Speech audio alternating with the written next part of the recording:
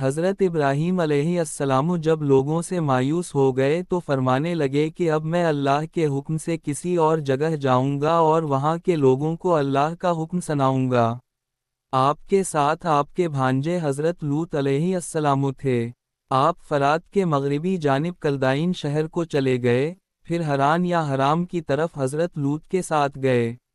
تفسیر عزیزی میں ہے کہ حران شہر میں حضرت ابراہیم علیہ السلام کا چچا حران نام کا رہتا تھا، جو بڑا مالدار آدمی تھا۔ بی بی سائرہ اسی کی بیٹی تھیں۔ اس نے بی بی سائرہ کو آپ کے نکاح میں دے دیا اور مال و دولت بھی دی اور بڑی محبت بھی کرتا تھا، تاکہ ابراہیم نیا دین چھوڑ دیں۔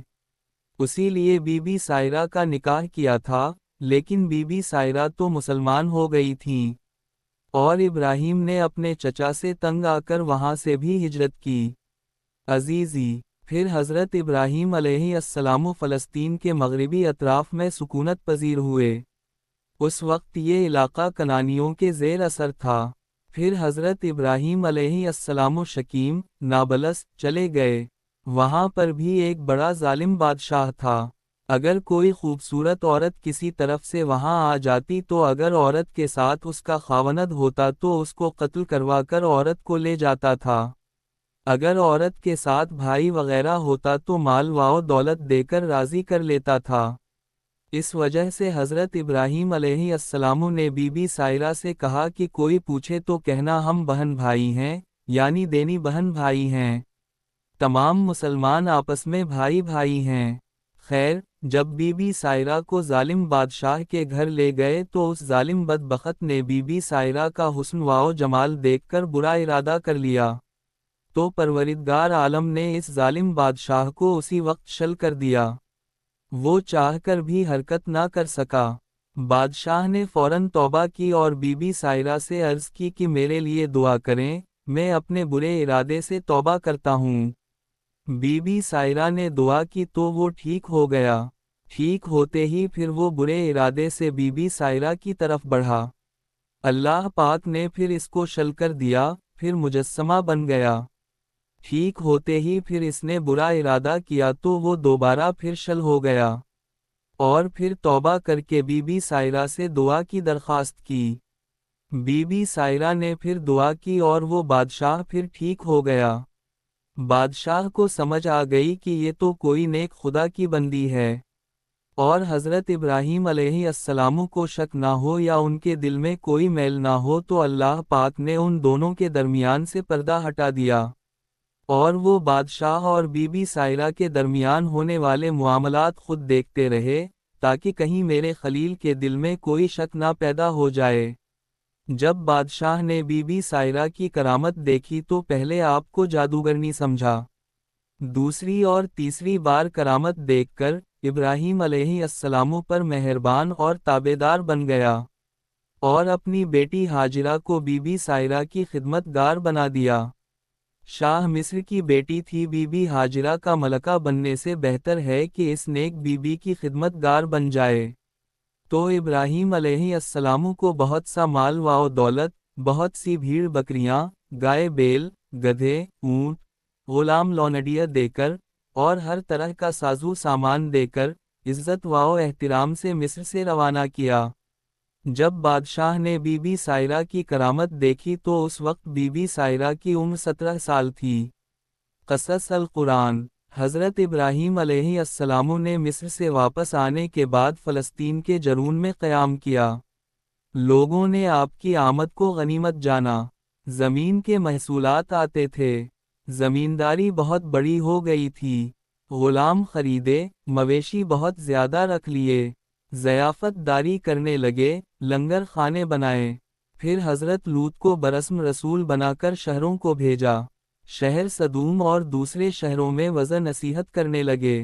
حضرت سائرہ اور حضرت ابراہیم علیہ السلام کو اولاد کا شوق پیدا ہوا۔ پھر حضرت ابراہیم علیہ السلام نے اولاد کے لیے دعا کی۔ پروردگار عالم نے دعا قبول کی اور حضرت ابراہیم کو 86 سال کی عمر میں حضرت ہاجرہ کے شکم اطہر سے حضرت اسماعیل کو عطا فرمایا۔ پھر 99 سال کی عمر میں ختنہ کرنے کا حکم آیا تو تمام نوکروں، اپنا اور اسماعیل کا ختنہ کروایا۔ پھر حضرت ابراہیم کو 100 سال کی عمر میں پروردگار عالم نے حضرت اسحاق عطا فرمایا۔ پروردگار عالم نے حضرت ابراہیم علیہ السلام کو حکم دیا کہ بی بی ہاجرہ اور اسماعیل کو مکہ مکرمہ میں لے جاؤ۔ پھر حضرت ابراہیم علیہ السلام نے بی بی ہاجرہ اور اسماعیل کو مکہ مکرمہ جہاں آب زمزم ہے، وہاں ایک درخت تھا، بی بی ہاجرہ اور اسماعیل کو وہاں بٹھا دیا۔ ایک مشک پانی، کچھ کھجوریں اور روٹیاں ان کے پاس رکھ کر چلے گئے۔ دل میں صدمہ، آنکھوں میں آنسو لیے پیچھے دیکھے بغیر چلتے رہے۔ جب کافی دور آ کر پیچھے دیکھا تو وہ نظر نہ آئے تو لگے اللہ تعالیٰ سے گریہ زاری کرنے اور التجا کرتے۔ اس کے بارے میں اللہ تعالیٰ کا ارشاد آیا ہے، بے شک اللہ میں نے اپنی اولاد کو جہاں کچھ بھی نہیں کھانے پینے کو وہاں چھوڑا اپنی اولاد کو تیرے عزت والے گھر کے پاس، تو میرے پروردگار عالم تو لوگوں کے دل ان کی طرف مائل فرما، ان کو ہر طرح کا خوردونوش کا سامان پہنچا کہ یہ تیرا شکر ادا کریں۔ حضرت ہاجرہ علیہ السلام آسمان کی طرف منہ کر کے کہتی ہیں، الہی اگر تیرے حکم سے میں اس بیابان میں ڈالی گئی ہوں تو ہی مجھ ضعیفہ اور بے کس کا والی ہے۔ اسماعیل اس وقت دودھ پینے والے بچے تھے۔ تفسیر عزیزی، جب تک مشک میں پانی اور کھجوریں وغیرہ تھیں تو وقت گزرتا رہا۔ جب پانی اور کھجوریں ختم ہو گئیں تو دودھ بھی چھاتیوں سے خشک ہو گیا، اور اسماعیل علیہ السلام لگے پیاس سے تڑپنے۔ تو بی بی ہاجرہ بے قرار ہو کر پانی کی تلاش میں صفا پہاڑی پر چڑھیں، اور ادھر ادھر نظر اٹھا کر پانی کا نشان دیکھ رہی تھیں، اور اپنے بچے کو بھی نظر میں رکھتی تھیں۔ جب پانی کا نشان نہ ملا تو مایوس ہو کر پہاڑ سے اتریں اور برابر والی پہاڑی مرو کی طرف متوجہ ہوئیں۔ بطن وادی میں اپنے دامن کو پکڑ کر جلدی سے گئیں، کیونکہ بچہ وہاں سے نظر نہ آتا تھا۔ دل میں ڈر آتا کہ کہیں کوئی درندہ بچے کو نہ اٹھا کر لے جائے۔ جب نیچے سے اوپر پہاڑ کی طرف آ گئیں تو زمین ہموار تھی، اور یہاں سے بچہ بھی نظر آتا تھا، اور یہ سارا عمل بی بی ہاجرہ دوڑ دوڑ کر کر رہی تھی۔ جب بچہ نظر آنے لگا تو دوڑنا موقوف کر دیا۔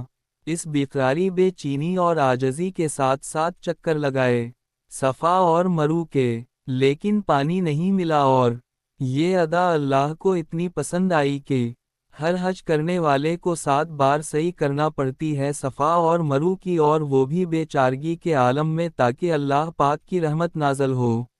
بہرحال پانی ملا کہ نہیں ملا یہ جاننے کے لیے رابطے میں رہے۔